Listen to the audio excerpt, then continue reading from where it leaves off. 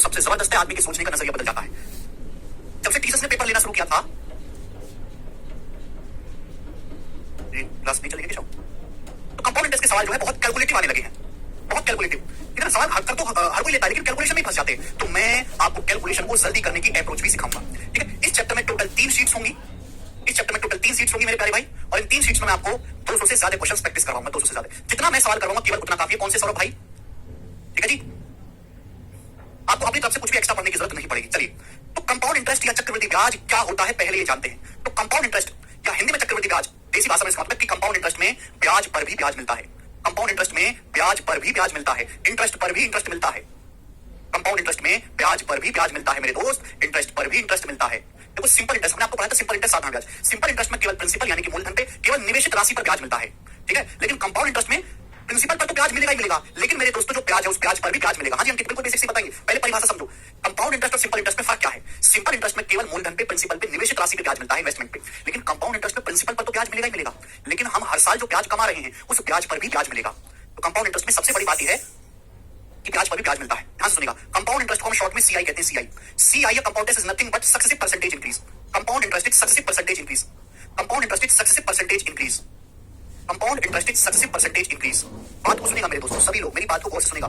मैंने आपको परसेंटेज में बताया है सक्सेसिव परसेंटेज इंक्रीज, निवेश क्रमागत प्रतिशत परिवर्तन। अगर किसी बच्चे ने सक्सेसिव परसेंटेज इंक्रीज नहीं समझा है अच्छे से, वो सक्सेसिव नहीं जानता है, तो उसको चैप्टर कतई भी नहीं समझ में आने वाला है। कंपाउंड इंटरेस्ट कोई नई चीज है ही नहीं। एक चाप आज की क्लास में मैं केवल आपको 1.5 घंटा बेसिक ही समझाऊंगा, तो चुपचाप बैठे रहो, मेरी बात को सुनो। कंपाउंड इंटरेस्ट कोई नई चीज है ही नहीं। कंपाउंड इंटरेस्ट केवल सक्सेसिव परसेंटेज इंक्रीज है, क्रमागत प्रतिशत परिवर्तन है। कंपाउंड इंटरेस्ट में प्रिंसिपल को लगातार बढ़ाते चले जाना है। Compound interest is nothing but successive percentage increase. दो बातें मैंने आपको बताई। सिंपल इंटरेस्ट और कंपाउंड इंटरेस्ट में सबसे बड़ा फर्क यह है कि सिंपल इंटरेस्ट मूल साधारण ब्याज में केवल प्रिंसिपल पर, मूलधन पर ही ब्याज मिलता है, लेकिन कंपाउंड इंटरेस्ट में प्रिंसिपल पर तो ब्याज मिलेगा ही मिलेगा, लेकिन ब्याज पर भी ब्याज मिलेगा। कंपाउंड इंटरेस्ट कोई नई चीज है ही नहीं। कंपाउंड इंटरेस्ट एक सक्सेसिव परसेंटेज इंक्रीज, क्रमागत प्रतिशत वृद्धि ही कंपाउंड इंटरेस्ट कहलाती है। सक्सेसिव परसेंटेज इंक्रीज के मैंने आपको 3 तरीके बताए थे। एक तरीका का मैंने 100 मान के सिखाया था, एक तरीका मेरे दोस्तों मैंने आपको फॉर्मूला सिखाया था, फॉर्मूला, और एक तरीका मैंने आपको सिखाया था रेशियो मेथड। ये तीनों ही मेथड भी कंपाउंड इंटरेस्ट में लगेंगे, ये तीनों मेथड भी कंपाउंड इंटरेस्ट में लगेंगे। समझ में आया? क्लियर? ओके, चलिए दोस्त, तो मैं आपको एग्जांपल से समझाता हूं कि सिंपल इंटरेस्ट में और कंपाउंड इंटरेस्ट में फर्क क्या है। मैं आपको एग्जांपल से समझाता हूं, ठीक है बच्चों, ध्यान से सुनिएगा। देखिए, यहां मैं लिख रहा हूं बच्चों सिंपल इंटरेस्ट, सिंपल इंटरेस्ट। यहां बच्चों मैं लिख रहा हूं कंपाउंड इंटरेस्ट यानी कि चक्रवृद्धि ब्याज। एग्जांपल से समझाता हूं, ठीक है मेरे प्यारे। सपोज आपने 100 रुपए एक बैंक में जमा किए, सपोज आपने बैंक में 100 रुपए जमा किए, 100 रुपए साधारण ब्याज पर, सिंपल इंटरेस्ट पर। सपोज आपने एक बैंक में 100 रुपए जमा किए सिंपल इंटरेस्ट पे। ब्याज की दर है 10% पर एनम। ब्याज की दर कितनी है? 10% पर एनम, 10% पर एनम ब्याज की दर है। सपोज आपने बैंक में 100 रुपए जमा किए, 100 रुपए आपने इन्वेस्ट किया, बैंक आपको सिंपल इंटरेस्ट दे रहा है साधारण ब्याज, और ब्याज की जो दर है वो 10% पर एनम है। ये मैंने अपनी मर्जी से एग्जांपल ले रहा हूं। अब बताओ सिंपल इंटरेस्ट में क्या होगा। अगर ब्याज की दर 10% पर एनम है तो पहले साल में आपको 10% ब्याज मिलेगा, पहले साल में आपको 10% ब्याज मिलेगा, फर्स्ट ईयर में। अब आप बताओ 100 रुपए का 10% कितना होता है? 100 रुपए का 10% होता है 10 रुपए। 100 रुपए का 10% होता है 10 रुपए, तो पहले साल आपको 10 रुपए ब्याज मिलेगा। तो अमाउंट कितना हो जाएगा? एक साल बाद अमाउंट हो जाएगा 110 रुपए। एक साल बाद 110 रुपए अमाउंट हो जाएगा। बोलो हाँ भाई। दूसरी साल में फिर आपको 10% ब्याज मिलेगा। प्रिंसिपल कितना? आपने बैंक में 100 रुपए जमा किया था, तो इसी प्रिंसिपल पर, इसी 100 रुपए पर फिर से आपको 10% ब्याज मिलेगा। तो 100 रुपए का 10% कितना होता है? 10 रुपए। सेकंड ईयर में फिर से आपको 10 रुपए ब्याज मिलेगा। 110 रुपए पे 10 रुपए ब्याज मिलेगा, तो अब आपका अमाउंट कितना हो जाएगा? 120 रुपए। तीसरे साल में फिर से 10% ब्याज मिलेगा। 10% ब्याज किस पर मिलेगा बच्चों? प्रिंसिपल पर। आपने बैंक में 100 रुपए जमा किया था, 100 रुपए का 10% कितना होता है? 10 रुपए। तो तीसरे साल फिर से 10 रुपए ब्याज मिलेगा, तो अमाउंट कितना हो जाएगा बच्चों? अमाउंट हो जाएगा 130 रुपए। चौथे साल में फिर से 10% ब्याज मिलेगा। ब्याज किस पे मिलेगा? प्रिंसिपल पे। आपने बैंक में 100 रुपए जमा किया है, तो 100 रुपए का 10% कितना होता है? 100 रुपए का 10% होता है 10 रुपए। तो चौथे साल भी आपको 10 रुपए ब्याज मिलेगा, तो अमाउंट कितना हो जाएगा बच्चे? अमाउंट हो जाएगा 140 रुपए। 4 साल बाद 140 रुपए अमाउंट हो जाएगा। यानी कि सिंपल इंटरेस्ट में हर साल ब्याज बराबर बराबर होता है। सिंपल इंटरेस्ट में जो ब्याज है मेरे दोस्तों वो हर साल बराबर बराबर होता है। ये बात समझ में आ गई? आप बोलोगे हाँ जी सर ये बात हमको अच्छी तरीके से समझ में आ गई है, कोई भी परेशानी नहीं है। ये तो सिंपल इंटरेस्ट है, ये तो साधारण ब्याज है। मैंने एक एग्जांपल लिया मेरे दोस्तों कि आपने एक बैंक में 100 रुपए जमा किए, ब्याज की जो दर है 10% पर एनम है। तो बताओ आपको हर साल 10% ब्याज मिलेगा प्रिंसिपल का। 100 रुपए पे पहले साल 10 रुपए ब्याज मिलेगा, अगले साल भी 10 रुपए ब्याज मिलेगा, तीसरे साल भी 10 रुपए ब्याज मिलेगा, चौथे साल भी 10 रुपए ब्याज मिलेगा। तो 100 रुपए 4 साल में कितने बन जाएंगे बेटे? 100 रुपए 4 साल में 140 बन जाएंगे, इसमें तो कोई डाउट ही नहीं। तो बताओ आपको 4 साल में टोटल ब्याज कितना मिला? टोटल सिंपल इंटरेस्ट कितना मिला? अगर 100 रुपए, ध्यान सुनिएगा मेरे दोस्तों, अगर 100 रुपए 140 बन गए तो आपको 4 साल में ब्याज कितना मिला? 40%। 100 रुपए 140 बन गए तो आपको 40 रुपए ब्याज मिला। 100 रुपए पर परसेंटेज में 40%, तो आपको 4 साल में ब्याज कितना मिला? 40% आपको सिंपल इंटरेस्ट साधारण ब्याज मिला। तो सिंपल इंटरेस्ट में जो ब्याज है वो हर साल बराबर बराबर होता है, इक्वल होता है। बात समझ में आ गई? कोई प्रॉब्लम है क्या क्लास में? इसमें तो किसी को कोई डाउट नहीं? बताओ, नो प्रॉब्लम। सिंपल इंटरेस्ट में जो ब्याज है वो हर साल बराबर बराबर होता है, हर साल आपको प्रिंसिपल पे ब्याज मिलता है। ठीक है जी, नेक्स्ट आगे चलते हैं। अब कंपाउंड इंटरेस्ट में क्या होता है? कंपाउंड इंटरेस्ट में क्या होता है ये जानिए मेरे दोस्तों। कंपाउंड इंटरेस्ट में क्या होता है? ये जानिए मेरे प्यारे भाई, सभी लोग इस बात को जानेंगे। एक बात का मुझे जवाब दीजिएगा, आप दूसरे बैंक में गए, दूसरे बैंक में आपने 100 रुपए जमा किए, कितने रुपए जमा किए? 100 रुपए जमा किए। दूसरा बैंक आपको चक्रवृद्धि ब्याज देता है, कंपाउंड इंटरेस्ट, ब्याज की दर है 10% पर एनम। ब्याज की दर कितनी है? 10% पर एनम। अब सुनते रहिएगा मेरे दोस्तों, आपने 100 रुपए जमा किए बैंक में, बैंक आपको कंपाउंड इंटरेस्ट चक्रवृद्धि ब्याज देता है, ब्याज की दर है 10% पर एनम, 10% वार्षिक ब्याज की दर है। तो आप मुझे बताओ, पहले साल आपको कितना ब्याज मिलेगा? 10%। पहले साल आपको कितना ब्याज मिलेगा बेटे? 10%। तो 100 रुपए का 10% कितना होता है? 10 रुपए। तो पहले साल आपको 100 रुपए पर 10 रुपए ब्याज मिलेगा, तो अमाउंट कितना हो जाएगा? 110 रुपए आपका अमाउंट हो जाएगा। 100 प्लस 10 110 रुपए मेरे दोस्तों आपका अमाउंट हो जाएगा। 110 रुपए आपका अमाउंट हो जाएगा। बोलो हाँ, आप बोलोगे हाँ सर। यानी कि पहली साइकिल में, पहले साल में सिंपल इंटरेस्ट और कंपाउंड इंटरेस्ट में कोई फर्क नहीं है। यहां तो कोई फर्क नजर आ रहा है? नहीं। यहां तक कोई फर्क नजर आ रहा है? नहीं। यानी कि पहले साल में, पहली साइकिल में सिंपल इंटरेस्ट और कंपाउंड इंटरेस्ट में कोई फर्क नहीं होता। आपने बैंक में 100 रुपए जमा किया, ब्याज की दर 10%, तो पहले साल आपको कितना ब्याज मिलेगा? पहले साल आपको 10 रुपए ब्याज मिलेगा। 100 रुपए पे 10 रुपए ब्याज मिलेगा, तो अमाउंट कितना हो जाएगा? 110 रुपए। ये एक साल बाद अमाउंट है, ये एक साल बाद अमाउंट है। A1 इसको बोलते हैं, एक साल बाद अमाउंट है। A1 मतलब एक साल के बाद अमाउंट है। जो एक साल के बाद अमाउंट है, जो एक साल के बाद अमाउंट है, वो दूसरे साल के लिए प्रिंसिपल है। ये सेकंड ईयर का प्रिंसिपल है, ये सेकंड ईयर का प्रिंसिपल है। यही फर्क है सिंपल इंटरेस्ट में और कंपाउंड इंटरेस्ट में। यानी कि सेकंड ईयर में ब्याज आपको 100 रुपए पर नहीं मिलेगा, सेकंड ईयर में ब्याज आपको 110 रुपए पर मिलेगा। बात समझ में आई? आपने एक बैंक में 100 रुपए जमा किए, कंपाउंड इंटरेस्ट में चक्रवृद्धि ब्याज पे, ब्याज की दर है 10% पर एनम। पहले साल कितना ब्याज मिलेगा? 100 का 10%, 10 रुपए। तो एक साल बाद 110 रुपए अमाउंट हो जाएगा। ये एक साल बाद अमाउंट है, जो एक साल बाद अमाउंट है, दूसरे साल के लिए प्रिंसिपल है। यानी कि दूसरे साल में 100 रुपए को भूल जाओ, इस 110 रुपए पर आपको ब्याज मिलेगा, और सेकंड में ब्याज मिलेगा कितना? 10%। तो आपको बताओ 110 रुपए का 10% कितना होता है? 110 रुपए का 10% कितना होता है? 11 रुपए। 110 रुपए का अगर 10% निकालूंगा तो कितना आएगा? 11 रुपए। तो सेकंड ईयर में आपको 11 रुपए ब्याज मिलेगा, 11 रुपए ब्याज मिलेगा। दूसरे साल में आपको 11 रुपए ब्याज मिलेगा। तो अमाउंट कितना हो जाएगा? 110 में 11 जोड़ेंगे, अमाउंट हो जाएगा 121 रुपए आपका अमाउंट हो जाएगा। ये 2 साल बाद अमाउंट है, ये 2 साल बाद अमाउंट है, 2 साल बाद अमाउंट है। जो 2 साल बाद अमाउंट है, वो तीसरे साल आगे के साल के लिए प्रिंसिपल है। ये तीसरे साल का प्रिंसिपल है, ये थर्ड ईयर का प्रिंसिपल है, ये तीसरे साल का मेरे दोस्तों प्रिंसिपल है, ये तीसरे वर्ष का मूलधन है। यानी कि तीसरे साल में आपको इस 100 को 110 को, तीसरे साल में आपको इस 121 रुपए पर ब्याज मिलेगा। तीसरे साल में बैंक आपको इस 121 रुपए पर ब्याज देगा, और कितना ब्याज देगा? 121 रुपए का 10%, ब्याज की दर 10% है। 121 का 10% होता क्या है? 121 का 10% होता है 12.1 रुपए। तो तीसरे साल में बैंक आपको 12.1 रुपए ब्याज देगा। तीसरे साल में बैंक आपको 12.1 रुपए ब्याज देगा, तो अमाउंट कितना हो जाएगा भाई साहब? तो 121 में 12.1 जोड़ेंगे, 133.1 आपका अमाउंट हो जाएगा, 133.1 आपका अमाउंट हो जाएगा। ये 3 साल बाद अमाउंट है, ये 3 साल बाद मिश्र धन है, ये 3 साल बाद अमाउंट है। बात समझ में? 3 साल बाद अमाउंट है। जो 3 साल बाद अमाउंट है, वो आगे के लिए प्रिंसिपल है। ये चौथे साल का प्रिंसिपल है, ये फोर्थ ईयर का प्रिंसिपल है, ये फोर्थ ईयर का प्रिंसिपल है, चौथे साल का मूलधन है। यानी कि चौथे साल में आपको इस 100 इस 110 को बोलो, चौथे साल में आपको इस 133.1 रुपए पर ब्याज मिलेगा। चौथे साल में आपको 133.1 रुपए पर ब्याज मिलेगा, और कितना ब्याज मिलेगा? 10%। 133.1 का 10% कितना होता है? 133.1 का 10% क्या होता है? 1/10, 13.31 रुपए। तो चौथे साल में आपको 13.31 रुपए ब्याज मिलेगा। चौथे साल में आपको 13.31 रुपए ब्याज मिलेगा, तो अमाउंट कितना हो जाएगा? 133.1 में 13.31 जोड़ेंगे, तो बेटे ये आ जाएगा आपका 146.41 रुपए। ये 4 साल बाद अमाउंट है, ये 4 साल बाद अमाउंट है, 4 साल बाद अमाउंट है। तो 4 साल बाद अमाउंट है, वो आगे के लिए 5वें साल का प्रिंसिपल है, 5वें साल का प्रिंसिपल है, 5th ईयर का प्रिंसिपल है। ये 5वें साल का मूलधन है मेरे दोस्तों। जो 4 साल बाद अमाउंट है, वो 5वें साल का प्रिंसिपल है। यानी कि 5वें साल में आपको इस 146.41 रुपए पर ब्याज मिलेगा, और यही कहानी आगे तक चलती चली जाएगी, जब तक जिंदगी है तब तक। यानी कि मेरे दोस्तों, कंपाउंड इंटरेस्ट में अमाउंट हर साल बढ़ता जाता है। जो आज अमाउंट है, वो आगे के लिए प्रिंसिपल होगा। जो 1 साल बाद अमाउंट है, वो दूसरे साल का प्रिंसिपल होगा। जो 2 साल बाद अमाउंट है, वो तीसरे साल के लिए मूलधन होगा। तीसरे साल में 121 पर ब्याज मिलेगा। जो 3 साल बाद मिश्र धन है, वो चौथे साल के लिए प्रिंसिपल होगा। चौथे साल में इस पर ब्याज मिलेगा। जो 4 साल बाद अमाउंट है, वो आगे 5वें साल के लिए प्रिंसिपल होगा। सभी को समझ में आ गया? यहां तक किसी भी बालक को कोई डाउट, कोई दुख, तकलीफ, परेशानी, समस्या है? बताएं हमें। समझ में आया? यानी कि सिंपल इंटरेस्ट और कंपाउंड इंटरेस्ट में फर्क ये है, बेसिक सा फर्क ये है कि कंपाउंड इंटरेस्ट में अमाउंट हर साल बढ़ता जाता है, हर साल बढ़ता जाता है। अगर आप गौर से देखो, मैंने सेम पैसा इन्वेस्ट किया, ब्याज की दर सेम है। बेटा मुन्ना भी बेसिक समझाने दो, मैं परिभाषा बता रहा हूं। प्लीज अपने मुंह से कुछ मत बोलो, मेरी बात सुनो प्लीज, बहुत मुश्किल है। अगर आप आज की क्लास समझ गए तो पूरे कंपाउंड इंटरेस्ट का सिस्टम समझ में आ जाएगा। आप ये बताओ भाई, आपने 100 रुपए इन्वेस्ट किया, ब्याज की दर भी सेम है 10%, तो बताओ 4 साल में आपको ब्याज कितना मिला? कंपाउंड इंटरेस्ट कितना मिला? आपने 100 रुपए इन्वेस्ट किया मेरे प्यारे भाई, 100 रुपए इन्वेस्ट किया और 146.41 रुपए बन गया। 100 रुपए आपने इन्वेस्ट किया और 146.41 रुपए बन गया, तो कितना ब्याज मिला? 46.41 रुपए ब्याज मिला मेरे प्यारे बच्चों। मिला कि 100 रुपए आपने इन्वेस्ट किया, 146.41 रुपए 4 साल बाद अमाउंट बन गया। तो 4 साल में आपको ब्याज कितना मिला? 40.41 100 रुपए पर। परसेंटेज में कितना ब्याज मिला? 46.41% आपको कंपाउंड इंटरेस्ट मिला परसेंटेज में। समझ में आया? 4 साल में आपको कितना चक्रवृद्धि ब्याज मिला? 40.41% ब्याज मिला। जबकि सिंपल इंटरेस्ट कितना मिला? 40% मिला। यानी कि कंपाउंड इंटरेस्ट हमेशा सिंपल इंटरेस्ट से ज्यादा होता है। कंपाउंड इंटरेस्ट हमेशा सिंपल इंटरेस्ट से ज्यादा होता है। कंपाउंड इंटरेस्ट हमेशा सिंपल इंटरेस्ट से ज्यादा होता है। सभी को फर्क समझ में आया? सभी को फर्क समझ में? सभी बच्चे कमेंट में बताएं कि सर हमें सिंपल इंटरेस्ट और कंपाउंड इंटरेस्ट में फर्क समझ में आ गया। सिंपल इंटरेस्ट में प्रिंसिपल पर ही ब्याज मिलता है, कंपाउंड इंटरेस्ट में प्रिंसिपल के साथ साथ ब्याज पर भी ब्याज मिलता है। कंपाउंड इंटरेस्ट में अमाउंट हर साल बदलता जाता है। जो आज अमाउंट है वो आगे के लिए प्रिंसिपल होगा। जो 2 साल बाद अमाउंट है वो तीसरे साल के लिए प्रिंसिपल है। जो 3 साल बाद अमाउंट है वो चौथे साल के लिए प्रिंसिपल है। जो 4 साल बाद अमाउंट है वो 5वें साल के लिए प्रिंसिपल है। समझ में आया? क्लियर है?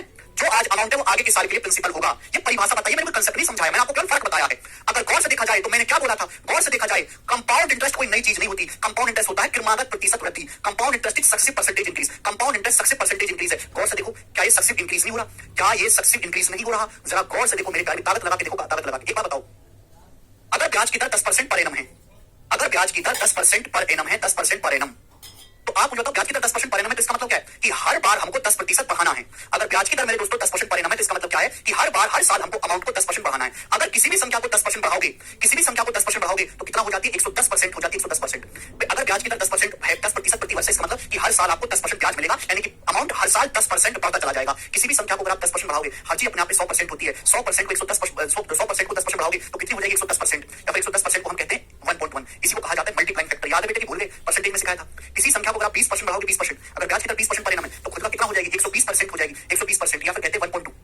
मल्टीप्लाइंग फैक्टर 1.2 सिखाया था। किसी संख्या को अगर आप 37% बढ़ाओगे, 37%, तो कितना हो जाएगी? 137% हो जाएगी, 137%, या फिर मेरे दोस्तों 1.37, इसी को कहते हैं मल्टीप्लाइंग फैक्टर। बोलो हाँ कि ना? अगर आप किसी संख्या को 16 सहित 3% बढ़ाओगे, 16 सहित 3% की वैल्यू क्या होती है? 1/6। किसी संख्या को 1/6 बढ़ाओगे तो संख्या 7/6 गुना हो जाएगी, इसी को कहते हैं मल्टीप्लाइंग फैक्टर। बोलो हाँ, याद है? परसेंटेज में सिखाया है, काफी जगह में इस चीज को पढ़ते हुए आए हैं। अगर ब्याज की दर 10% पर एनम है, यानी कि हर साल आपको अमाउंट 10% बढ़ाना है, किसी भी संख्या को अगर 10% बढ़ाओगे तो मल्टीप्लाइंग फैक्टर कितना आएगा? किसी भी संख्या को अगर आप 10% बढ़ाओगे तो मल्टीप्लाइंग फैक्टर कितना आएगा? 110% या फिर 1.1। देखो मेरे दोस्तों, 1 प्रिंसिपल था 100 रुपए, 100 रुपए को 10% बढ़ाया तो कितने गुना हो गया? देखो 1.1 गुना हो गया।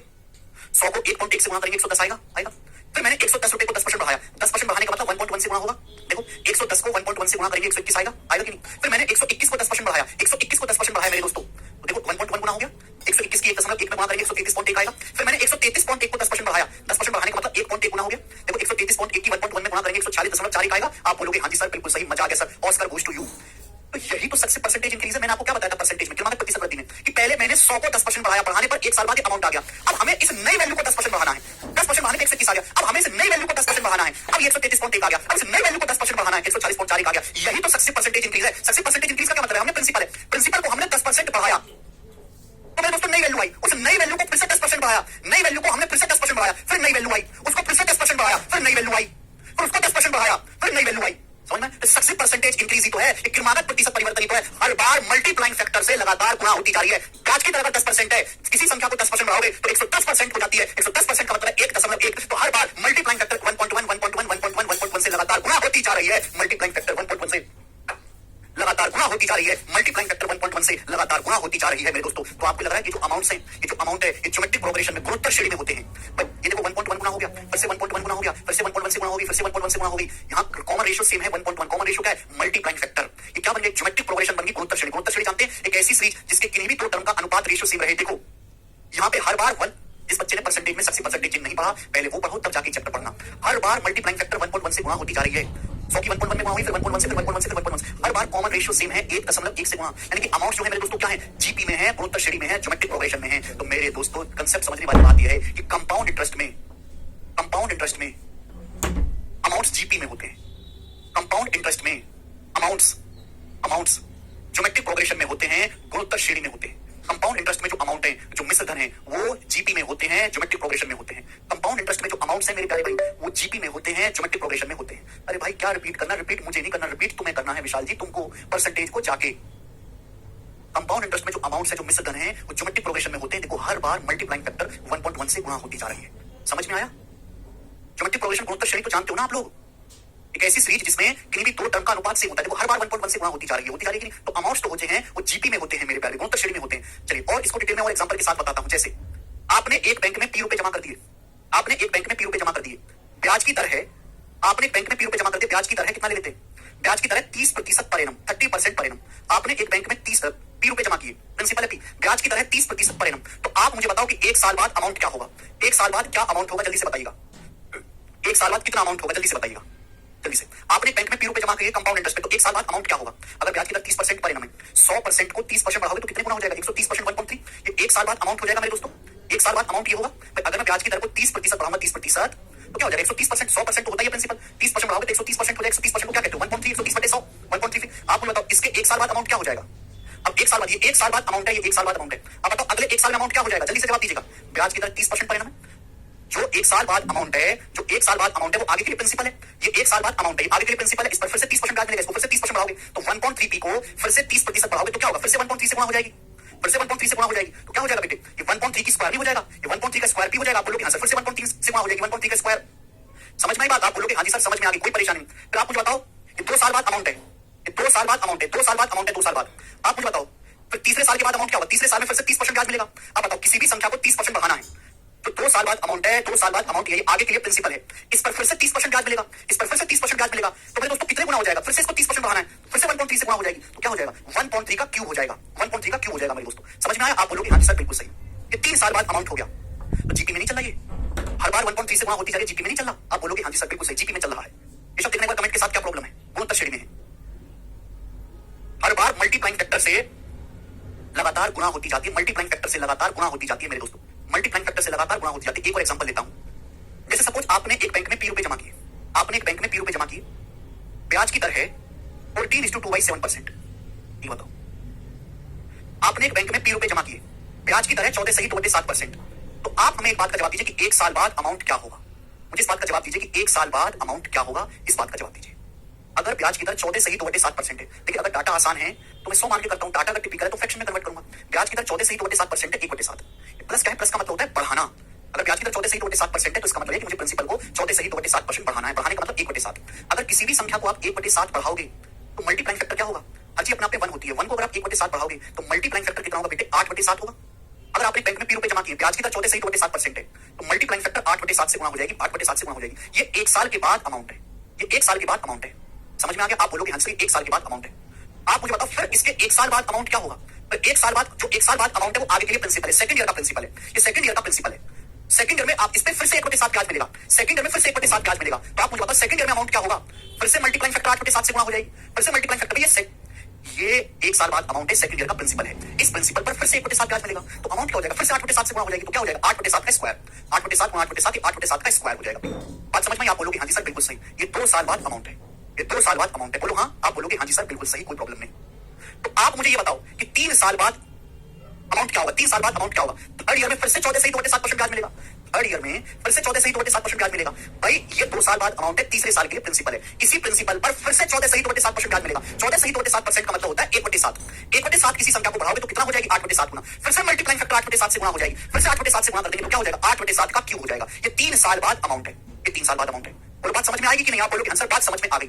आप मुझे बताओ फिर 1 साल बाद अमाउंट क्या होगा? फिर 1 साल बाद अमाउंट क्या होगा? तो आप कहोगे सर चौथे साल में फिर से 14 सही 2/7% ब्याज मिलेगा, फिर हमको 1/7 बढ़ाना है। ये 3 साल बाद अमाउंट है, ये चौथे साल का प्रिंसिपल है, चौथे साल का प्रिंसिपल, ये चौथे साल का प्रिंसिपल है। इस प्रिंसिपल पर फिर से 1/7 ब्याज मिलेगा, 1/7 ब्याज मिलेगा तो मल्टीप्लाइंग फैक्टर 8/7 से गुणा, तो 4 साल बाद अमाउंट क्या हो जाएगा? 4 साल बाद अमाउंट मेरे दोस्तों ये हो जाएगा, 4 साल बाद अमाउंट है। बात समझ में आ गई? आप बोलोगे हाँ जी सर बात समझ में आ गई। एक धेले की इसमें मेरे प्यारे भाई प्रॉब्लम या परेशानी नहीं है। तो लॉजिक आपको थोड़ा सा डेवलप हुआ कि जितने साल बाद अमाउंट निकालना है, जितने साल बाद अमाउंट निकालना है, मल्टीप्लाइंग फैक्टर की उतनी ही पावर होती है। मुझे 1 साल बाद अमाउंट निकालना है, मल्टीप्लाइंग फैक्टर की पावर 1 आएगा।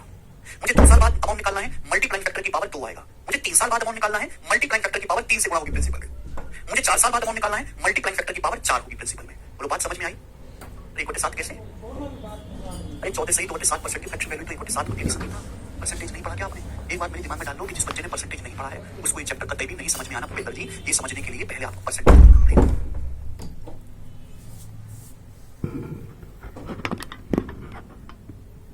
समझ में आया? यानी कि कंपाउंड इंटरेस्ट में जो अमाउंट्स होते हैं, जो मिश्रधन होते हैं, वो किसमें होते हैं? जीपी में होते हैं। ठीक है, ज्योमेट्रिक प्रोग्रेशन में होते हैं। हमको जितने साल बाद अमाउंट निकालना है प्रिंसिपल में, मल्टीप्लाइंग फैक्टर की उतनी ही पावर हो जाएगी। सभी को क्लियर है? आप बोलोगे हाँ जी सर बिल्कुल एकदम क्लियर है, कोई भी इसमें परेशानी नहीं है। ये हटा दो मेरे दोस्तों, ये मैं हटा दे रहा हूँ। ठीक है, इसको लिखा रहने दो।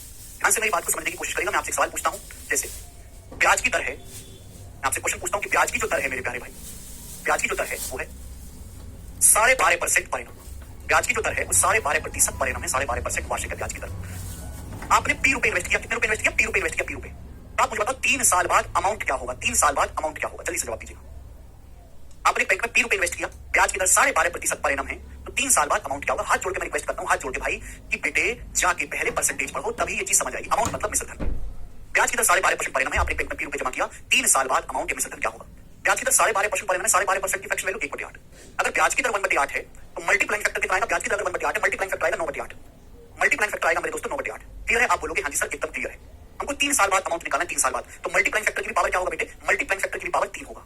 मल्टीप्लाइंग फैक्टर की पावर कितना हो जाएगा? 3 हो जाएगा। ये 3 साल बाद अमाउंट आ गया, 3 साल बाद अमाउंट आ गया। बोलो आ गया कि नहीं आ गया? आप बोलोगे हाँ जी सर बिल्कुल सही। सब 30% पढ़ो, मैं बिल्कुल नहीं समझाऊंगा ये सब चीजें। मल्टीप्लाइंग फैक्टर की 2 घंटे की अलग से स्पेशल क्लास है। अब 1 मिनट में तुम्हें समझा नहीं दूंगा, 2 घंटे टाइम वेस्ट करो, अपना जाके पढ़िए, बिना परसेंटेज पढ़े, जब तक तक ना सीखने आए। तो 3 साल बाद ये अमाउंट हो जाएगा मल्टीप्लाइंग फैक्टर 9/8 की पावर 3 प्रिंसिपल में। ठीक है बच्चे, आप बोलोगे हाँ जी सर बिल्कुल सही, कोई समस्या नहीं। अगर मैं आपसे 3 साल बाद अमाउंट सुनते रहिएगा, अगर मैं 3 साल बाद अमाउंट और प्रिंसिपल का रेशियो पूछूं तो बताओ क्या आएगा? नीचे आ जाएगा। तो मेरे दोस्तों ये आएगा 9/8 की पावर 3। बोलो हाँ की ना, बोलो हाँ की ना बच्चों, समझ में आ गया? आप बोलोगे हाँ जी सर समझ में आ गया। यानी कि आपको प्रिंसिपल, अगर आपको प्रिंसिपल और 3 साल बाद अमाउंट का रेशियो निकालना है, समय में टाइम में गैप कितने का? 3 साल का। प्रिंसिपल और 3 साल बाद अमाउंट, 3 साल बाद में से धन का अनुपात निकालना है, तो मल्टीप्लाइंग फैक्टर की भी पावर 3 आएगा। जितने टाइम में गैप होगा, जितने साल का गैप होगा, मल्टीप्लाइंग फैक्टर की भी उतनी ही पावर आएगा मेरे दोस्तों। सभी को बात समझ में आ गई? आप बोलोगे हाँ जी सर बिल्कुल सही, हमको बात अच्छी तरीके से समझ में आ गई, इसमें कोई भी परेशानी नहीं है। ठीक है बच्चे, आप बोलोगे हाँ सर। मैं आपसे और एग्जांपल पूछता हूं, ध्यान से सुनेगा। अगर ब्याज की दर 16.66% पर एनम है, अगर ब्याज की दर 16.66% पर एनम है, तो आप मुझे बताइए कि 4 साल बाद अमाउंट और प्रिंसिपल का रेशियो क्या होगा? जल्दी से बताइएगा। अगर ब्याज की दर 16.66% पर एनम है, तो 4 साल बाद अमाउंट और प्रिंसिपल का रेशियो क्या होगा? जल्दी से बताएंगे। तो आप कहोगे सर जी ब्याज की दर 16.66% है, 1/6। अगर ब्याज की दर 1/6 है तो मल्टीप्लाइंग फैक्टर कितना है? 7/6। प्रिंसिपल और 4 साल बाद अमाउंट का रेशियो पूछा, समय कितना गैप है? 4 साल। प्रिंसिपल और 4 साल बाद अमाउंट का रेशियो पूछा, रेशियो क्या होगा मेरे दोस्तों? मल्टीप्लाइंग फैक्टर की पावर 4 होगा। मल्टीप्लाइंग फैक्टर की पावर कितना हो जाएगा? 4। इस वक्त कितने कमेंट्स क्यों नहीं चल रहे हैं, कुछ पता नहीं चल रहा। 6 की पावर 4 कितना होता है? 1296। और 7 की पावर 4 कितना होता है? 7 की पावर 4 होता है बच्चों 2401। ये 4 साल बाद अमाउंट और प्रिंसिपल का रेशियो आ जाएगा। 4 साल बाद अमाउंट और प्रिंसिपल का रेशियो समझ में आई? इतनी मुश्किल बात है यार, एक समझाने में राक्षसों को, ऊपर से क्लास में दिक्कत आती है। एक बार एकदम खराब हो गया तो पूरी 1.5 घंटे की मेहनत खराब हो जाती है। मुश्किल इसलिए नहीं है कि चीज मुश्किल है, मुश्किल इसलिए कि तुम लोग पढ़ते ही नहीं ना परसेंटेज। आपको परसेंटेज चैप्टर ही नहीं आता। परसेंटेज अगर आता तो आपको चीज बोरिंग लगी होती, क्योंकि ये चीज आपको पहले से आती। सक्सेस परसेंटेज इंक्रीज, मैंने पहले बोला था कल स्टार्ट होने से पहले कि जिस बच्चे ने डेविएशन और सक्सेस परसेंटेज इंक्रीज नहीं समझा मैथ में, वो भूखा मरेगा, क्योंकि उसकी सरकारी नौकरी तो लगने वाली है नहीं, फिर उसको जीवन में कुछ और करना पड़ेगा। बिना ये 2 कंसेप्ट सीखे आप अर्थमेटिक मैथ निकाल ही नहीं सकते। डेविएशन और सक्सेस परसेंटेज इंक्रीज। अगर ब्याज की दर 16.66% है तो 4 साल बाद अमाउंट ऑफ प्रिंसिपल का जो रेशियो होगा, यानी कि अगर आप 1296 रुपए बैंक में जमा करोगे, 1296 रुपए, अगर आप 1296 रुपए बैंक में जमा करोगे तो 4 साल बाद 2401 रुपए अमाउंट बन जाएगा। ये मतलब हुआ अगर आप आज बैंक में 1296 रुपए जमा करोगे, ब्याज की दर 16.66% पर एनम, तो 4 साल बाद 2401 रुपए अमाउंट बन जाएगा। अगर आप इसी बैंक में 1296 रुपए जमा करोगे, ब्याज की दर 16.66% पर एनम है, तो 4 साल बाद वो 2401 रुपए अमाउंट बन जाएगा। समझ में आई बात? आप बोलोगे हाँ जी सर बिल्कुल सही, कोई दिक्कत नहीं है। अच्छा, अगर मैं आपसे कहूं, सेम एग्जांपल लेते हैं कि ब्याज की दर 16.66% पर एनम है, तो 4 साल बाद अमाउंट, 4 साल बाद अमाउंट और 7 साल बाद अमाउंट का रेशियो क्या होगा? जल्दी से बताओ। अगर ब्याज की दर 16.66% पर एनम है, जितेंद्र कह रहे हैं 7/6 कहां से आया sir? Please Jitendra ji please, नहीं प्लीज कर रहा हूं, ये कर दो लेक्चर बंद, जाके परसेंटेज में पढ़ो, मल्टीप्लाइंग फैक्टर 2 घंटे का लेक्चर है, 2 मिनट में नहीं बताया जा सकता। ब्याज की दर है 16.66% पर एनम, 1/6। देखिए हर चीज अपने आप में 1 होती है। अगर आप 1 को 1/6 बढ़ाओगे तो 7/6 तो हो जाएगी। इसी को मल्टीप्लाइंग फैक्टर बोलते हैं दोस्तों, ठीक है ना? ब्याज की दर अगर 16.66% पर एनम है, तो 7 साल बाद अमाउंट और 4 साल बाद अमाउंट का रेशियो क्या होगा? आपने बैंक में P रुपए जमा किया, प्रिंसिपल है P। अगर ब्याज की दर 1/6 है तो मल्टीप्लाइंग फैक्टर कितना आएगा बेटे? 7/6। मल्टीप्लाइंग फैक्टर कितना आएगा? 7/6। आपने बैंक में P रुपए जमा किए तो 4 साल बाद अमाउंट क्या होगा? मल्टीप्लाइंग फैक्टर की पावर, मल्टीप्लाइंग फैक्टर की पावर 4, मल्टीप्लाइंग फैक्टर की पावर 4, ये होगा 4 साल बाद अमाउंट। ठीक है बच्चे, बोलो 7 साल बाद अमाउंट क्या होगा? अगर आपने बैंक में P रुपए जमा किए तो 7 साल बाद अमाउंट क्या होगा? मल्टीप्लाइंग फैक्टर की पावर 7, मल्टीप्लाइंग फैक्टर की पावर 7। बोलो हाँ, आप बोलोगे हाँ सर मल्टीप्लाइंग फैक्टर की पावर 7। अगर आप गौर से देखोगे तो P से P कट जाएगा, डिवाइड में पावर घट जाती है तो क्या आएगा? 7/6 की पावर 3, 7 - 4 3, 7/6 की पावर 3 ही आ गया। यानी कि समय में 3 साल का गैप है, 4 साल और 7 साल, समय में कितना गैप है? 3 साल का गैप है। तो बेटे मल्टीप्लाइंग फैक्टर की पावर कितनी आया है? 3 आया है। मल्टीप्लाइंग फैक्टर की भी कितनी पावर आया है? 3 आया है। समझ में आया? आप बोलोगे हाँ जी सर बिल्कुल सही। 7 का क्यूब होता है 343 और 6 का क्यूब होता है 216। यानी कि अगर ब्याज की दर 16.66% वार्षिक है तो 4 साल बाद अमाउंट और 7 साल बाद अमाउंट का जो रेशियो होगा वो 343/216 होगा। वैसे भी आप खुद से सोच सकते थे, आप ये बात खुद से सोच सकते थे, मैंने क्या सिखाया कि कंपाउंड इंटरेस्ट में जो अमाउंट है, जो मूलधन है, वो जीपी में होते हैं, गुणोत्तर श्रेणी में होते हैं। जो 4 साल बाद अमाउंट है वो आगे के लिए प्रिंसिपल होगा। अगर ब्याज की दर 16.66% 1/6 है तो मल्टीप्लाइंग फैक्टर कितना होगा? 7/6। 7/6 से गुणा करेंगे मेरे दोस्तों, 5 साल बाद अमाउंट आ जाएगा मेरे प्यारे भाई। जो 5 साल बाद अमाउंट है वो आगे के लिए प्रिंसिपल है, फिर मल्टीप्लाइंग फैक्टर 7/6 से गुणा होगा, ये 6 साल बाद अमाउंट आएगा। जो 6 साल बाद अमाउंट है वो आगे के लिए प्रिंसिपल है, फिर मल्टीप्लाइंग फैक्टर से गुणा होगा 7/6 से, 7 साल बाद अमाउंट आ जाएगा। तो आपको दिखाई नहीं दे रहा कि 4 साल से 7 साल तक जाने के लिए मल्टीप्लाइंग फैक्टर की 3 बार गुणा करनी पड़ी, 1 2 3 बार। इसलिए जितना समय में गैप होगा मल्टीप्लाइंग फैक्टर की भी उतनी ही पावर आएगा। बात समझ में आ गई? आप बोलोगे हाँ जी सर, एकदम बात बिल्कुल क्लियर हो गया, बिल्कुल क्लियर समझ में आया? आप बोलोगे हाँ जी सर बिल्कुल सही। यानी कि मेरे प्यारे दोस्तों, कंपाउंड इंटरेस्ट चक्रवृद्धि ब्याज में जो हमारे अमाउंट्स होते हैं वो जीपी में होते हैं, गुणोत्तर श्रेणी में होते हैं। बोलो हाँ की ना? आप बोलोगे हाँ जी सर एकदम क्लियर है। आगे चलेंगे, ध्यान से सुनिएगा, बहुत इंपॉर्टेंट कंसेप्ट, यहीं से कंसेप्ट का मैं जन्म करूंगा, ध्यान से। जैसे आपने एक बैंक में P रुपए जमा किए, बैंक में P रुपए जमा किए, ब्याज की दर है 8% पर एनम। जैसे आपने एक बैंक में P रुपए जमा किए, कितने रुपए जमा किए मेरे दोस्तों? आपने एक बैंक में P रुपए जमा किए, ब्याज की दर 8% पर एनम है। तो आप मुझे मुझे बताओ कि एक कंपाउंड इंटरेस्ट है, कंपाउंड इंटरेस्ट चक्रवृद्धि ब्याज है, तो एक साल बाद अमाउंट क्या होगा? बताइए जल्दी से, जल्दी से। आपने बैंक में पीओ जमा किए, बैंक आपको चक्रवृद्धि ब्याज दे रहा है, ब्याज की दर 8% पर एनम है, 8% पर एनम ब्याज की दर है, तो आप मुझे बताओ कि एक साल बाद अमाउंट क्या होगा, एक साल बाद मिश्रधन क्या होगा, ये मुझे आप बताओ जल्दी से। एक साल बाद अमाउंट क्या होगा? ब्याज की दर अगर 8% पर एनम है तो इसका मतलब प्रिंसिपल को मुझे 8% बढ़ाना है, प्रिंसिपल को मुझे 8% बढ़ाना है, यही मतलब तो होता है मेरे प्यारे भाई। आप मुझे बताओ किसी भी संख्या को 8% बढ़ाओगे तो क्या हो जाएगा? अच्छी अपने आप में 100% होती है, 100% को 8% बढ़ा दोगे तो कितना हो जाएगा? 100% को ही हम 1 कहते हैं, 100% को हम 1 कहते हैं, तो 1 प्लस 8% गुणा हो जाएगा। अरे बोलिए कि नहीं बेटे, मैंने कितना प्यार से सिखाया था आपको परसेंटेज में कि किसी भी संख्या को x% बढ़ाओगे, x% घटाओगे तो मल्टीप्लाइंग फैक्टर होता है 1 plus minus x%। 1 plus minus x%। आज पढ़ लेते थे, ये नौबत थोड़ा ना राक्षसों। बोलो, अरे किसी भी संख्या को एग्जांपल के लिए एग्जांपल लेते लेते परेशान हो गए। 15% बढ़ाओगे तो कितना हो जाएगी? 1 प्लस 15%। 15% होता है 3/20, वो संख्या 23/20 गुना हो जाएगी, 23/20 गुना। तेरा कितनी बार मैं आपको एक बार बताऊं? चलो डिटेल में बता देता हूं एक बार फिर से यार, देखो पूरा टाइम वेस्ट है। आपने पी रुपए बैंक में जमा किया, ब्याज की दर 8% है, तो बताओ एक साल बाद अमाउंट क्या होगा? अमाउंट होता है प्रिंसिपल प्लस ब्याज, प्रिंसिपल तो वही होगा, प्रिंसिपल तो वही। एक साल में ब्याज कितना मिलेगा? अगर एक साल में ब्याज की दर 8% है तो एक साल में ब्याज कितना मिलेगा? एक साल में कितना ब्याज मिलेगा मेरे दोस्तों? एक साल में कितना ब्याज मिलेगा? बोलो हाँ की ना। आप बोलो क्या सर, आपने बैंक में पी रुपए जमा किया, ब्याज की दर 8%, एक साल में कितना ब्याज मिलेगा? तो एक साल बाद अमाउंट कितना हो जाएगा? एक साल बाद ये अमाउंट हो जाएगा पी कॉमन ब्रैकेट में बचेगा 1 प्लस 8%। तो बताओ प्रिंसिपल में किससे गुणा होगी? इससे। यही तो मेरे दोस्तों मल्टीप्लाइंग फैक्टर है, यही तो मल्टीप्लाइंग फैक्टर है। अगर ब्याज की दर 8% वार्षिक है तो इसका मतलब प्रिंसिपल को 8% बढ़ाना है।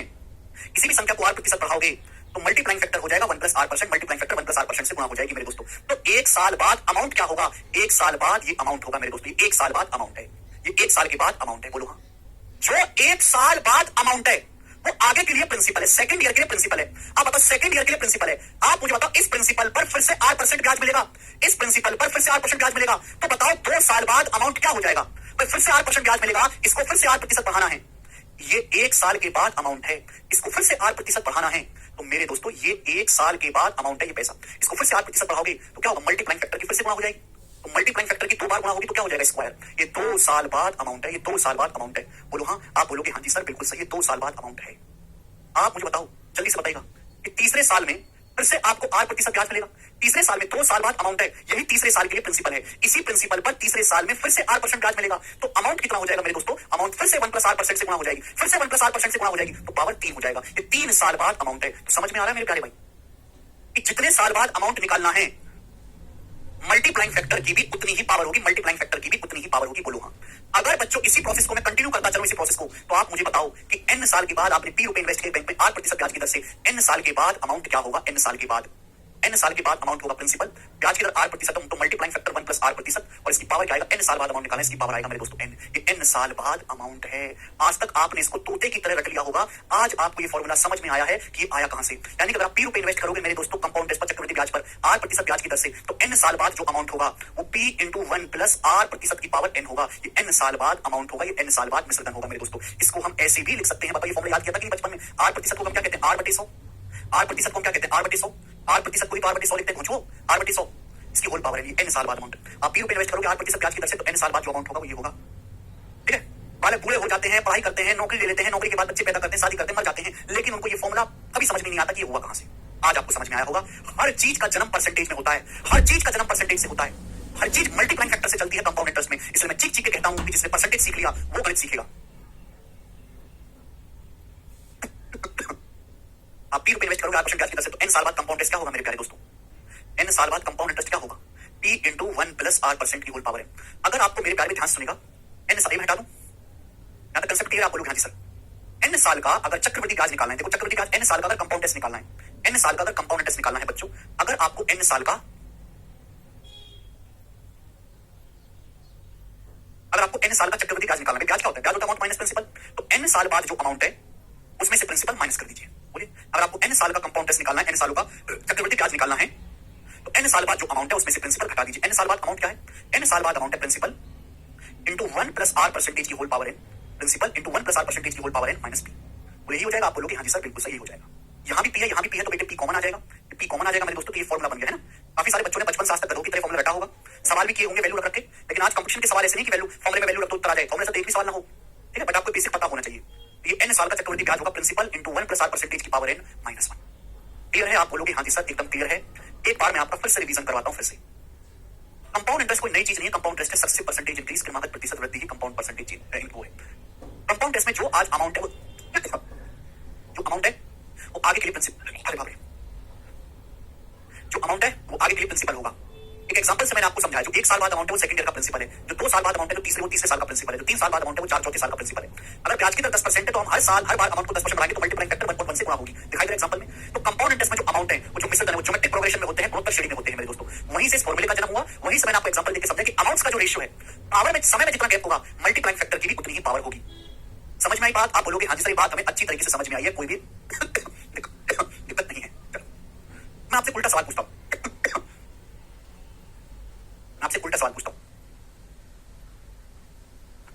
आपने एक बैंक में ₹20 जमा किए, आपने एक बैंक में ₹20 जमा किए, आपने कुछ बैंक में पैसा जमा किया, आपने एक बैंक में कैसे ले लेते हैं, आपने एक बैंक में मेरे दोस्तों ₹125 जमा किए, ₹125 चक्रवृद्धि ब्याज पर ₹125 जमा किए, और वो 3 साल के बाद ₹343 अमाउंट बन गया। कितना बन गया? 3 साल के बाद ₹343 अमाउंट बन गया। तो आप मुझे बताओ ब्याज की दर क्या है, रेट ऑफ इंटरेस्ट क्या है? जल्दी से जवाब दो, ब्याज की दर क्या है? करिए जल्दी से। आपने एक बैंक में ₹20 जमा किए, ₹125 जमा किए, जो 3 साल बाद ₹343 अमाउंट बन गए। तो बताओ हर साल आपको बैंक कितने % ब्याज दे रहा है? जल्दी से बताएं आप हमें। सुनिए मेरे दोस्तों, कंपाउंड इंटरेस्ट में जो अमाउंट्स होते हैं वो जीपी में होते हैं। आपने एक बैंक में ₹125 जमा किए, बैंक आपको चक्रवृद्धि ब्याज दे रहा है, और 3 साल बाद जो अमाउंट है, 3 साल बाद जो अमाउंट है ₹343 हो गया। 3 साल बाद अमाउंट ₹125 3 साल में 343 बन गए। ₹125 3 साल में ₹343 बन गए। तो बच्चों आपके सामने जो लिखा हुआ ये क्या है? ये 3 साल का मल्टीप्लाइंग फैक्टर है, 3 साल का मल्टीप्लाइंग फैक्टर। ये 3 साल में ₹125 343 बन गए बेटे, ये 3 साल का मल्टीप्लाइंग फैक्टर है। आपसे रेट ऑफ इंटरेस्ट ब्याज की दर पूछा है, तो ब्याज की दर निकालने के लिए आपको 1 साल का मल्टीप्लाइंग फैक्टर निकालना पड़ेगा। 1 साल का जो मल्टीप्लाइंग फैक्टर होता है उसी से ब्याज की दर निकलती है। ₹125 आपने बैंक में जमा किए, 3 साल बाद वो ₹343 बन गए। तो आपके सामने जो चीज लिखी हुई है भाई साहब मेरे, ये क्या चीज है? अरे ये क्या है? तो आप कहोगे सर 3 साल का मल्टीप्लाइंग फैक्टर है। तो 1 साल का मल्टीप्लाइंग फैक्टर क्या होगा? 1 साल का मल्टीप्लाइंग फैक्टर निकालना है तो इसका क्यूब रूट लेना पड़ेगा। 125 का क्यूब रूट 5 होता है, 343 का क्यूब रूट 7 होता है। ये 1 साल का मल्टीप्लाइंग फैक्टर आ गया, यानी कि हर 1 साल में ₹5 ₹7 बन जाते हैं। ध्यान सुनेगा, बिल्कुल डिटेल में बता रहा हूं। आपने बैंक में ₹125 जमा किए, जो 3 साल बाद ₹343 बन गए। 3 साल बाद 3 साल का मल्टीप्लाइंग फैक्टर था, 1 साल का मल्टीप्लाइंग फैक्टर निकालना है तो क्यूब रूट लेना है। अगर आपको 4 साल का मल्टीप्लाइंग फैक्टर दिया है, 1 साल का निकालना है तो फोर्थ रूट लेना है। 5 साल का मल्टीप्लाइंग फैक्टर दिया है, 1 साल का निकालना है तो फिफ्थ रूट लेना है। 2 साल का मल्टीप्लाइंग फैक्टर दिया है, 1 साल का निकालना है तो रूट लेना है। 1 साल का, ये 1 साल का मल्टीप्लाइंग फैक्टर आ गया। 1 ईयर का मल्टीप्लाइंग फैक्टर 7/5 है, यानी कि हर 1 साल में आपका पैसा 7/5 गुना हो जाता है। हर 1 साल में आपका पैसा 7/5 गुना हो जाता है हर 1 साल में। आप मुझे बताओ 1 साल के बाद आपका पैसा 125 का 7/5 कितना होता है? ₹175 हो जाएगा, ₹175। अगले 1 साल में आपका पैसा फिर से 7/5 गुना हो जाएगा, 7/5 गुना 7/5 गुना 175 का 7/5 कितना होता है? बताइएगा मेरे दोस्तों, बताइएगा मेरे दोस्तों। 35 35 सत्ते ₹245 मेरे दोस्तों, ₹245। हर बार 7/5 से गुणा होती जा रही है मेरे दोस्तों, 7/5 से।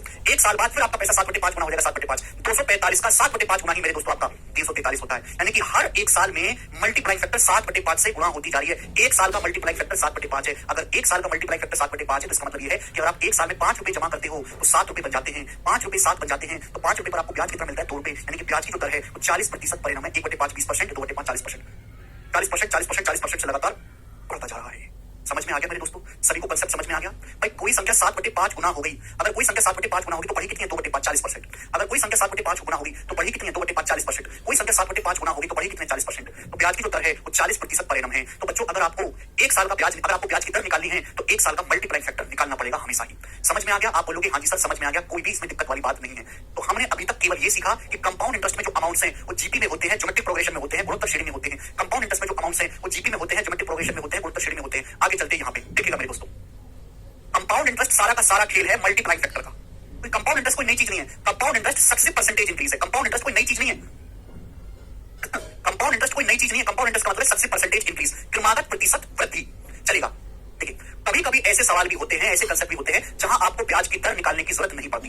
कभी कभी ऐसे सवाल भी कंपाउंड इंटरेस्ट में बनेंगे जहां आपको ब्याज की दर निकालने की कोई जरूरत नहीं पड़ती, ना ही निकाला जाएगा, ना ही बोला जाएगा, ना ही कहा जाएगा। सपोज आपके घर में एक इंश्योरेंस कंपनी वाला आता है, आपके घर में बीमा वाला आता है, वो कहता है भाई साहब आप हमारी पॉलिसी खरीदो, हम आपको कंपाउंड इंटरेस्ट देंगे, हम आपको चक्रवृद्धि ब्याज देंगे, हम आपको कंपाउंड इंटरेस्ट देंगे और हर 5 साल में आपका पैसा डबल कर देंगे। हर 5 साल में हम आपका पैसा डबल कर देंगे, हर 5 साल में आपका पैसा डबल कर देंगे। तो क्या उसने आपको ब्याज की दर बताई? क्या रेट ऑफ इंटरेस्ट बताया? नहीं, बस ये बोल रहा है। एग्जांपल समझिएगा मेरे दोस्तों, एक बीमा वाला, एक इंश्योरेंस कंपनी वाला आपके घर में घुस गया, बोला भाई साहब आप हमारी पॉलिसी खरीदो, हमारी कंपनी आप बीमा करिए, हम आपको चक्रवृद्धि ब्याज देंगे और हर 5 साल में आपका पैसा डबल कर देंगे। क्या मतलब हुआ? हर 5 साल साल में आपका पैसा डबल कर देंगे तो इसका मतलब ये है कि अगर आज आपने P रुपए बैंक, अगर आपने P रुपए जमा किया पॉलिसी में, अगर आपने P रुपए जमा किया पॉलिसी में, तो 5 साल बाद दुगना हो जाएगा। 5 साल बाद 2P हो जाएगा दुगना, 2P।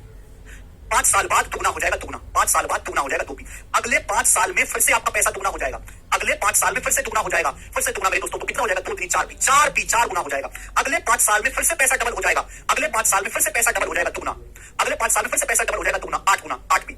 अगले 5 साल में फिर से पैसा डबल हो जाएगा, तो है तो कंपाउंड इंटरेस्ट ही, है तो कंपाउंड इंटरेस्ट ही। अगले 5 साल में फिर से पैसा दुगना हो जाएगा, 16P, 8 दूनी 16P। बात समझ में आ रही है? आप बोलोगे हाँ जी सर बिल्कुल सही, कोई भी परेशानी नहीं है। ठीक है मेरे दोस्तों, तो यहाँ क्या आपको ब्याज की दर बताया गया? नहीं बताया गया, बस ये बोला गया भाई साहब हमारे बैंक में पॉलिसी करो, हर 5 साल में आपका पैसा डबल हो जाएगा दुगना।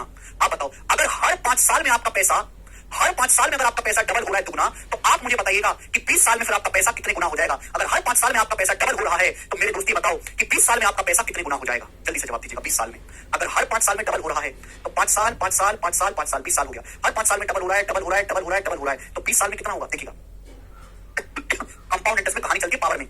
अगर हर 5 साल में पैसा डबल हो रहा है, समय 4 गुना हो गया, तो पैसा बेटे 2 की पावर 4, पैसा 16 गुना हो जाएगा, दुगना दुगना दुगना दुगना, पैसा 16 गुना आपका हो जाएगा, 16 गुना। समझ में आई बात? आप बोलोगे हाँ सर। तो इस हिसाब से आपको पहले पॉलिसी बेची जाती है, कभी भी ये नहीं बताया जाता कि आपको कितने % ब्याज मिलेगा। हर 5 साल में आपका पैसा डबल हो रहा है, तो 20 साल में आपका पैसा दुगना दुगना दुगना दुगना, 2 की पावर 4, समय 4 गुना हो गया, समय 4 गुना हो गया, तो पैसा 2 की पावर 4 हो जाएगा। इसलिए एल्बर्ट आइंस्टाइन ने बोला था कि कंपाउंड इंटरेस्ट दुनिया का 8वां अजूबा है। 5 साल में केवल दुगना हुआ, लेकिन देखो 20 साल किसी ने इंतजार कर दिया तो 16 गुना हो गया। इसलिए आजकल बोलते हैं ना कि एसआईपी में पैसा लगाओ, एसआईपी शेयर में पैसा इन्वेस्ट करो, छोटी छोटी पॉलिसी खरीदो। इसलिए कहते हैं कि आप अगर बैंक में 5 साल के लिए पैसा डालोगे कोई फायदा नहीं होगा, वही अगर कोई आदमी 20-25 साल के लिए बैंक में पैसा डाल देता है तो बहुत ज्यादा उसको पैसा मिलता है। समझ में आई बात? आप बोलोगे हाँ जी सर बिल्कुल सही समझ में। एक बच्चा कहेगा सर ये तो हमको पॉलिसी बेच के चला गया, मेरे पापा पूछेंगे बेटे ब्याज की दर कितनी है, तो मैं कैसे बताऊंगा? पॉलिसी वाला तो बोल करके चला गया कि हर 5 साल में आपका पैसा डबल कर देंगे, हर 5 साल में आपका पैसा दुगना कर देंगे। पापा पूछेंगे घर में बैठ के बेटा ब्याज कितना दे रहा पॉलिसी वाला, तो मैं कैसे बताऊंगा? तो बेटे वैसे जरूरत नहीं, आपको बताया जाएगा, बस ये लाइन कही जाएगी कि हर 5 साल में पैसा डबल हो जाएगा। फिर भी अगर आपको चुल मची हो ब्याज की दर निकालने की, अगर हर 5 साल में पैसा दुगना हो रहा है, ये 5 साल का मल्टीप्लाइंग फैक्टर है, 5 साल का मल्टीप्लाइंग फैक्टर 5 साल का, तो आप मुझे बताओ 1 साल का मल्टीप्लाइंग फैक्टर क्या होगा? फिर अगर 5 साल का मल्टीप्लाइंग फैक्टर दुगना है तो 1 साल का मल्टीप्लाइंग फैक्टर क्या होगा? फिफ्थ रूट लेंगे, पावर 2 का 1/5 करेंगे, फिफ्थ रूट लेंगे, फिफ्थ रूट बोलिए। अगर हर 5 साल में आपका पैसा गुना हो रहा है, 5 साल का मल्टीप्लाइंग फैक्टर दुगना है, तो 1 साल का क्या होगा? फिफ्थ रूट लेंगे, 2 का फिफ्थ रूट, 2 का फिफ्थ रूट मेरे दोस्तों आ जाएगा, 2 का फिफ्थ रूट। बताओ पिताजी को 2 का फिफ्थ रूट हम कैसे समझाएं? बताओ कैसे समझें? यानी कि हर 1 साल में आपका पैसा इतना हो जाएगा, ये 1 साल का मल्टीप्लाइंग फैक्टर आ गया। 1 साल का मल्टीप्लाइंग फैक्टर, इसको मैं ऐसे भी लिख सकता हूं, इसको मैं ऐसे भी लिख सकता हूं बटे 1। यानी कि अगर आप 1 रुपए इन्वेस्ट करोगे, 1 रुपए इन्वेस्ट करोगे तो 1 साल बाद ये बन जाएगा। अगर आप 1 रुपए इन्वेस्ट करोगे, 1 रुपए प्रिंसिपल इन्वेस्ट करोगे 1 रुपए, तो 1 साल बाद जो है फिफ्थ रूट ऑफ 2 बन जाएगा। कितना बन जाएगा? Fifth root of 2। तो आपको ब्याज कितना मिलेगा? ब्याज कितना मिलेगा? इसमें से घटाइएगा, ब्याज कितना मिलेगा? फिफ्थ रूट ऑफ 2 - 1, ये आपको ब्याज मिलेगा। ब्याज परसेंटेज में कितना ब्याज मिलेगा? परसेंटेज में ब्याज मिलेगा इंटू 100%, इंटू 100%। बताइएगा, तो ये आ गया मेरे दोस्तों ब्याज की दर, fifth root of 2 - 1, fifth root of 2 - 1 into 100%, ये ब्याज की दर आ गई। अब बताओ कोई पॉलिसी वाला आपके घर में आए कहने लगे भाई साहब बहुत बढ़िया पॉलिसी है, ब्याज देता हूं फिफ्थ रूट ऑफ 2 - 1 गुना 100%, आप पॉलिसी खरीदोगे? बताओ आपके घर में कोई पॉलिसी वाला आ जाए और आपसे कहने लगे भाई साहब बहुत बढ़िया बैंक है, बहुत बढ़िया पॉलिसी दे रहा है, ब्याज की दर मिलेगी कंपाउंड इंटरेस्ट पे फिफ्थ रूट ऑफ 2 - 1 गुना 100%, तो पिताजी का कहना कौन में रखा रखा लेके जरा पेलना इसको, वही कहिए पिताजी। तो ये ब्याज की दर ना बता के सिंपल सा बीमा वाला एक लाइन बोल देता है कि हर 5 साल में आपका पैसा डबल कर देंगे, कोई चूचा चूचा इसमें नहीं है, ब्याज की दर आपको निकालने की जरूरत नहीं है मेरे दोस्तों। समझ में आ गया? आप बोलोगे हाँ जी सर समझ में आ गया। वैसे ब्याज की जो दर है वो ये है, 5 साल में आपका पैसा डबल हो रहा है, तो हर 1 साल का मल्टीप्लाई फैक्टर क्या होगा? 2 की पावर 1/5, पावर 1/5 मतलब 2 का फिफ्थ रूट, बट 1 लिख सकते हैं। 1 रुपए अगर 2 का फिफ्थ रूट बन जाएंगे, 1 रुपए पर ब्याज कितना मिलेगा? ये परसेंटेज में 100% ब्याज की दर होगी। ठीक है, वैसे ब्याज की दर निकालने की कोई जरूरत नहीं थी मेरे प्यारे भाई। ठीक है, बोलो मुझे लगता है ये बात आपको समझ में आई है। चलिए ध्यान से सुनिएगा, उल्टी कहानी भी पूछते हैं। एक पॉलिसी वाला मेरे दोस्तों आपको बीमा दे बेच गया, वो कहता है कि भाई आप पैसा जमा करो, हम 16 साल में आपका पैसा 81 गुना कर देंगे, 16 साल में आपका पैसा 81 गुना कर देंगे, 81 गुना। एक बीमा कंपनी है जो आपको कंपाउंड इंटरेस्ट पे जो है पॉलिसी बेचती है, वो कहती है हम आपको चक्रवृद्धि ब्याज देंगे, 16 साल में आपका पैसा 81 गुना हो जाएगा। 81 गुना मतलब 1 रुपए इन्वेस्ट करो, अगर आप 1 रुपए इन्वेस्ट करोगे तो 16 साल में 81 रुपए बन जाएंगे। 16 साल में, अगर 16 साल में आपका पैसा 81 गुना होगा तो आप मुझे बताओ 4 साल में पैसा कितना गुना होगा? जवाब दीजिए, 4 साल में कितने गुना हो जाएगा आपका पैसा? बताओ। एक पॉलिसी वाला है वो कहता है भाई साहब बैंक में पैसा डालो, 16 साल में आपका पैसा 81 गुना होगा, तो 4 साल में कितना होगा मेरे प्यारे भाई? 4 साल में जल्दी से 4 साल में कितना होगा? तो देखो समय बटे 4 हो गया, समय बटे 4, समय जो है वो बटे 4 हो गया, बटे 4 हो गया। अगर 16 साल का मल्टीप्लाइंग फैक्टर 81 है तो 4 साल का जो मल्टीप्लाइंग फैक्टर होगा वो पावर 1/4 होगा, 81 की पावर 1/4 यानी कि 3 गुना। मेरे प्यारे भाई अगर आपका पैसा 16 साल में 81 गुना हो रहा है, आपसे पूछा 4 साल में कितने गुना होगा, तो 4 साल 4 साल 4 साल 4 साल, तभी तो 16 साल हुआ, 4 चौक 16, 4 साल 4 साल 4 साल 4 साल 16 साल। अगर मेरे दोस्तों 16 साल में 81 गुना हो रहा है तो हर 4 साल में आपका पैसा 3 गुना होगा। 3 तिया 9 तिया 27 तिया 81, हर 4 साल में आपका पैसा 3 गुना कर रहा है पॉलिसी वाला। गजब की पॉलिसी है, हर 4 साल में 3 गुना। अगर आपका पैसा 16 साल में 81 गुना हो रहा है तो हमने समय को बटे 4 कर दिया, समय को बटे 4 कर दिया, समय को बटे 4, तो मल्टीप्लाई फैक्टर भी क्या हो जाएगा? 1/4। समझ में आ गया? मुझे लगता है आपको बात अच्छी तरीके से समझ में आ गई है। आगे चलते हैं। ठीक है, तो कंपाउंड इंटरेस्ट में मेरे प्यारे जो अमाउंट्स हैं, जो मिश्र धन है, वो जीपी में होते हैं, ये बात मैंने आपको समझाई। अच्छा, यहां से मैं हटा रहा हूं, देख लीजिए। सेम एग्जांपल लेते हैं, 100 रुपए आपने बैंक में 100 रुपए इन्वेस्ट किए, सेम एग्जांपल लेते हैं, बेसिक वाला 100 रुपए इन्वेस्ट किए, ब्याज की दर 10% परिणाम। तो आप मुझे बताओ पहले साल में आपको कितना ब्याज मिला, फर्स्ट ईयर में आपको कितना ब्याज मिला, फर्स्ट ईयर में, सेकंड ईयर में आपको कितना ब्याज मिला, सेकंड ईयर में, थर्ड ईयर में आपको कितना ब्याज मिला, थर्ड ईयर में, फोर्थ ईयर में आपको कितना ब्याज मिला, फोर्थ ईयर में, फोर्थ ईयर में कितना ब्याज मिला, बताइए जल्दी से, फोर्थ ईयर में कितना ब्याज मिला, जल्दी से, साफ साफ दिखाई दे रहा है। प्रिंसिपल आपने 100 रुपए इन्वेस्ट किया, ब्याज की दर 10% है, तो पहले साल आपको कितना ब्याज मिला, पहले साल आपको फर्स्ट ईयर में 10 रुपए ब्याज मिला, 10 रुपए। सेकंड ईयर में कितना ब्याज मिला, सेकंड ईयर में 110 पे ब्याज मिला, 110 का 10% 11 रुपए, सेकंड ईयर में आपको 11 रुपए ब्याज मिला। थर्ड ईयर में कितना ब्याज मिला भाई, थर्ड ईयर में 121 पर ब्याज मिला, 121 का 10%, तीसरे साल में 12.1 रुपए ब्याज मिला, 12.1 रुपए। चौथे साल में कितना ब्याज मिला, ये 133.1, चौथे साल का प्रिंसिपल है, चौथे साल के प्रिंसिपल का 10%, 133.1 का 10%, 13.31 रुपए चौथे साल का ब्याज मिला। देखो सिंपल इंटरेस्ट में हर साल बराबर ब्याज मिला था 10 रुपए, कंपाउंड इंटरेस्ट में देखो ब्याज हर साल बढ़ता जा रहा है, क्लियर है ना। ब्याज की दर कितनी है, 10% परिणाम। अगर ब्याज की दर 10% परिणाम है तो मल्टीप्लाइंग फैक्टर है 1.1, मल्टीप्लाइंग फैक्टर है 1.1। बहुत इंपॉर्टेंट कंसेप्ट समझा रहा हूं, दिमाग में आत्मा में घुसा लेना। अगर आप गौर से देखो तो बेटे यहां भी मल्टीप्लाइंग फैक्टर लग रहा है। देखिए 10 से 11 कितने गुना हो गया, 1.1 गुना हो गया। 11 से 12.1 कितने गुना हो गया, 1.1 गुना हो गया। 11 में 121, 12.1 से 133.1 कितने गुना हो गया, 1.1 गुना हो गया, 1.1 टाइम्स हो गया। यानी कि मेरे प्यारे भाई कंपाउंड इंटरेस्ट में जो अमाउंट्स हैं वो जीपी में होते हैं, मल्टीप्लाइंग फैक्टर को फॉलो करते हैं। लेकिन कंपाउंड इंटरेस्ट चक्रवृद्धि ब्याज में जो पर्टिकुलर ईयर की पर्टिकुलर ईयर मतलब फर्स्ट ईयर पहले साल का, दूसरे साल का, तीसरे साल का, चौथे साल का, पांचवें साल का, छठे साल का, सातवें साल का, ये जो ब्याज है जो पर्टिकुलर ईयर के सीआई हैं वो भी जीपी में होते हैं। कंपाउंड इंटरेस्ट में पर्टिकुलर ईयर के सीआई भी जीपी में होते हैं, वो भी गुणोत्तर श्रेणी को फॉलो करते हैं। मेरे दोस्तों बात समझ में आ गई? आप बोलोगे हाँ जी सर एकदम समझ में आ गई है, कोई परेशानी नहीं। आपने एग्जांपल से बहुत प्यार समझा है। फर्स्ट ईयर का पहले साल का ब्याज, देखो एक बात सुनना, तीसरे साल का ब्याज और 3 साल के ब्याज में फर्क आता है तुम्हें नजर? तीसरे साल का ब्याज और 3 साल का ब्याज क्या में फर्क नजर आता है आपको? क्या में फर्क नजर आता है? देखो आदमी को पहले साल कुछ ब्याज मिलता है, दूसरे साल कुछ ब्याज मिलता है, तीसरे साल कुछ ब्याज मिलता है, चौथे साल कुछ ब्याज मिलता है। ठीक है भाई, पर्टिकुलर ईयर के सीआई कहां गया?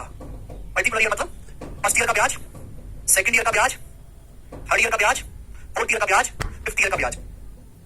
ये पर्टिकुलर ईयर के सीआई 1 साल के। मैं आपसे कहूं तीसरे साल का ब्याज, थर्ड ईयर का ब्याज और 3 इयर्स का ब्याज, 3 साल का ब्याज, दोनों में फर्क नजर है?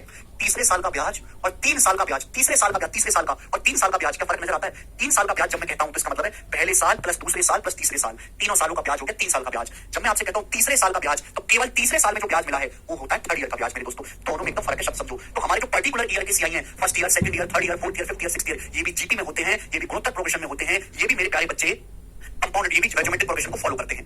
पहले साल में फर्स्ट ईयर में सिंपल इंटरेस्ट और कंपाउंड इंटरेस्ट में कोई फर्क नहीं होता। ये मेरे दोस्तों, ये मेरे प्यारे भाई पहले साल का कंपाउंड टेस्ट भी है और यही पहले साल का सिंपल इंटरेस्ट भी है। पहले साल का कंपाउंड टेस्ट भी है, ये पहले साल का सिंपल इंटरेस्ट भी है। सभी को मेरी बात समझ में आ गई? आप बोलोगे हाँ जी सर बिल्कुल सही, फर्स्ट ईयर में कंपाउंड इंटरेस्ट में और मेरे दोस्तों सिंपल इंटरेस्ट में कोई फर्क नहीं होता। अब यहां से एक और आखिरी कंसेप्ट आपको समझना है। मतलब 1 साल बाद अमाउंट, यहां से देखिए प्रिंसिपल कितना है 100 रुपए, 1 साल बाद अमाउंट कितना है 110। इसी एग्जांपल को समझो। 2 साल बाद अमाउंट कितना है 121, 3 साल बाद अमाउंट कितना है 133.1 लिखा हुआ है सब कुछ यहाँ पे डिटेल में। 4 साल बाद अमाउंट कितना है 146.4, 4 साल बाद अमाउंट है। अब बताओ अगर मुझे कंपाउंड टेस्ट निकालना है, n साल का चक्रवृद्धि ब्याज निकालना है, n साल का कंपाउंड इंटरेस्ट, तो क्या करूंगा मैं? कंपाउंड टेस्ट निकालने के लिए n साल का चक्रवृद्धि ब्याज निकालना है तो क्या होगा? n साल बाद अमाउंट में से प्रिंसिपल घटा दो, ये है। n वर्षों का अगर मुझे चक्रवृद्धि ब्याज निकालना है तो n साल बाद जो